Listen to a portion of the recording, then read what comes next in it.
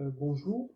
Toujours dans le cadre de la première série, je vais me focaliser dans cette présentation sur le dernier exercice et qui est consacré au théorème de Bayes et la formule des probabilités totales. C'est tout simplement une certaine catégorie d'exercices qui se ressemblent plus ou moins.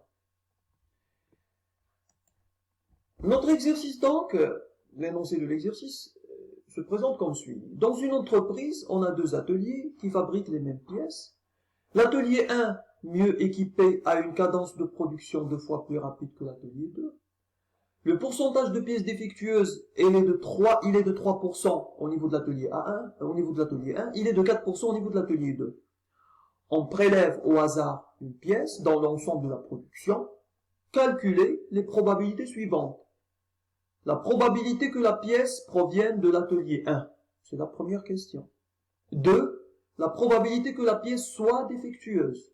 3. La probabilité que la pièce provienne de l'atelier 1, sachant qu'elle est défectueuse. On passe directement à la question numéro 1, la probabilité que la pièce provienne de l'atelier 1. Je vais définir deux événements. L'événement A1, la pièce tirée provient de l'atelier 1. Deuxième événement, A2, la pièce tirée provient de l'atelier 2.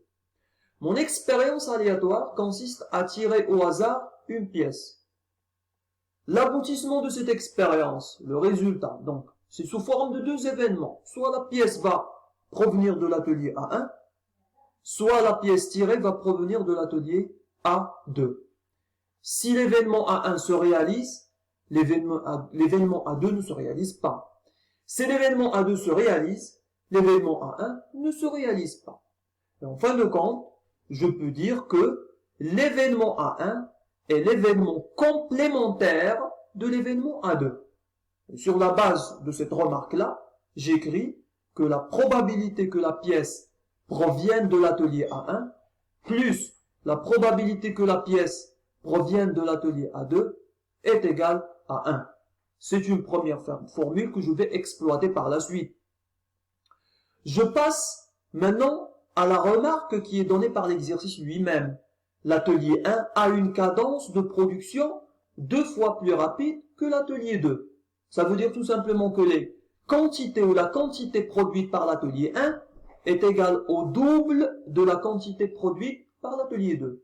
Le raisonnement que j'ai ici au niveau des quantités, je peux le traduire sous forme de probabilité, sous cette forme-là.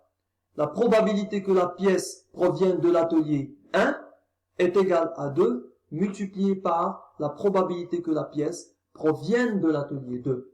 Donc j'aurai tout simplement deux formules que je vais exploiter pour répondre à la question numéro 1. Je vais remplacer P de A1 par sa valeur ici, c'est-à-dire par 2 multiplié par P de A2.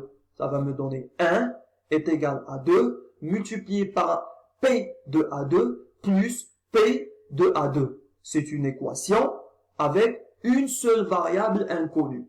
Je calcule la somme de ces deux éléments, ça me donne 3, P A2 est égal à 1. Là, je peux facilement déduire P de A2 en faisant 1 divisé par 3. Donc, la probabilité que la pièce provienne de l'atelier 2 est égale à 1 sur 3.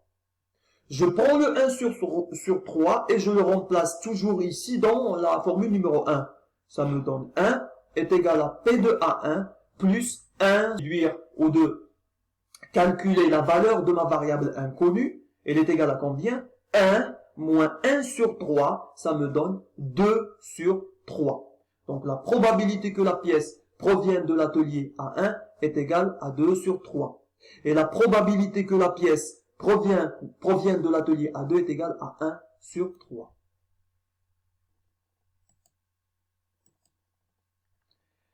On passe maintenant à la question numéro 2 qui me dit que la probabilité que la pièce soit défectueuse. Donc il me demande de calculer cette probabilité. Calculer la probabilité que la pièce soit défectueuse. Dans ce genre de situation, il est donc recommandé d'utiliser un schéma, un arbre. Donc on a ici ce schéma-là, il décrit d'une manière générale notre exercice. On tire une pièce au hasard. On a une probabilité de 2 sur 3. C'est la probabilité que la pièce provienne de l'atelier A1, ou plutôt de l'atelier 1. On a une probabilité de 1 sur 3 que la pièce provienne de l'atelier 2. À l'intérieur de l'atelier 1, le pourcentage de pièces défectueuses est de 3%, c'est-à-dire 0,03. Et à l'intérieur de l'atelier 2, le pourcentage de pièces défectueuses est de 4%, donc c'est 0,04. Maintenant, la pièce, lorsque je dis la pièce est défectueuse, soit la pièce est défectueuse et elle provient de l'atelier A1, c'est une première possibilité, soit la pièce est défectueuse et elle provient de l'atelier A2, c'est la deuxième possibilité. Je développe cette formule-là et ça va me donner quoi? La probabilité que la pièce provienne de l'atelier A1 qui est égale à 2 sur 3. La voilà.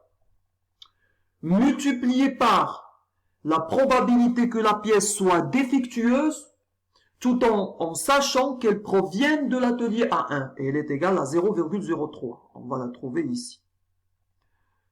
Plus la probabilité que la pièce provienne de l'atelier A2, elle est égale à 1 sur 3. On va la trouver également ici.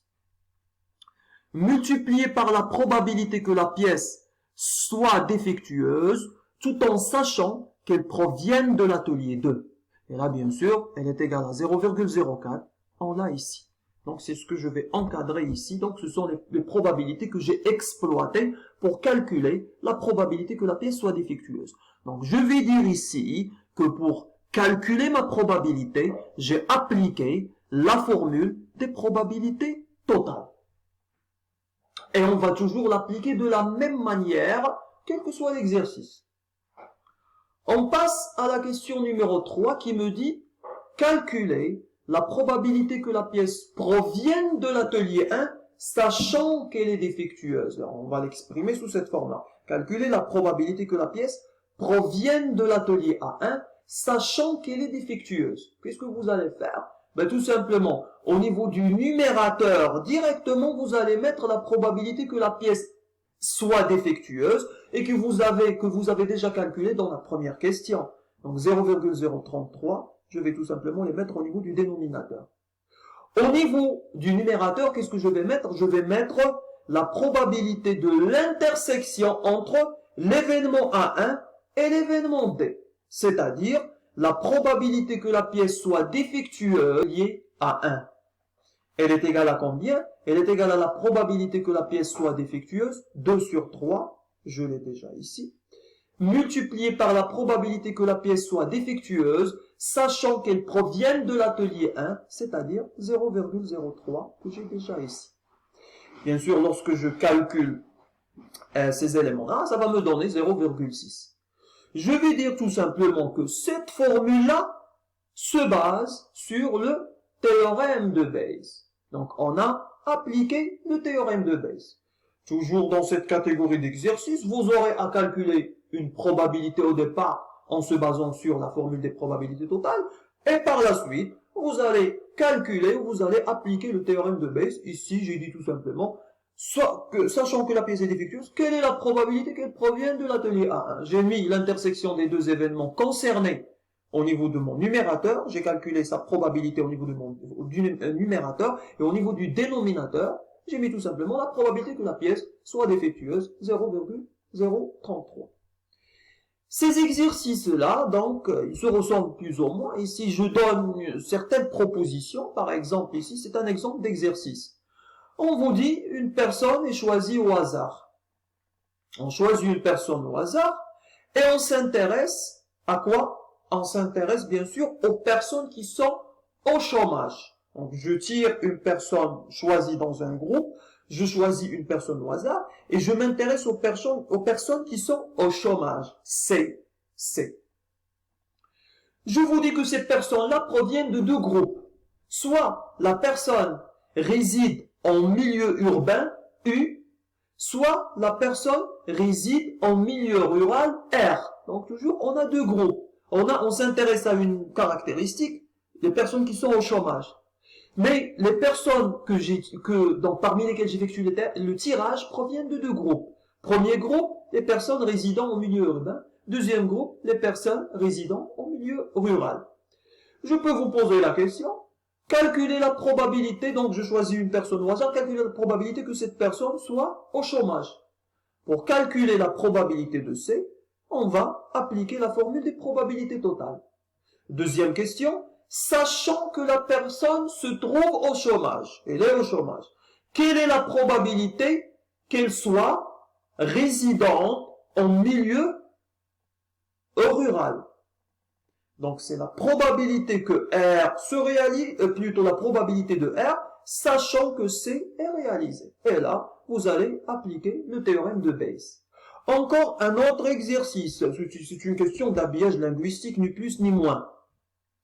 Je vous donne donc, ici je choisis un étudiant au hasard. On a un groupe d'étudiants, on choisit un étudiant au hasard. Et on va s'intéresser aux étudiants qui sont titulaires d'un baccalauréat en sciences économiques. Donc eux. Et je vais ajouter une autre remarque, je vais vous dire, attention, les étudiants proviennent de deux groupes, de deux ensembles. Il y a les étudiants de l'ensemble 1 et il y a les étudiants de l'ensemble B. Je pose la question, calculez-moi la probabilité que l'étudiant choisi au hasard soit titulaire d'un baccalauréat en sciences économiques. Là, vous allez appliquer la formule des probabilités totales.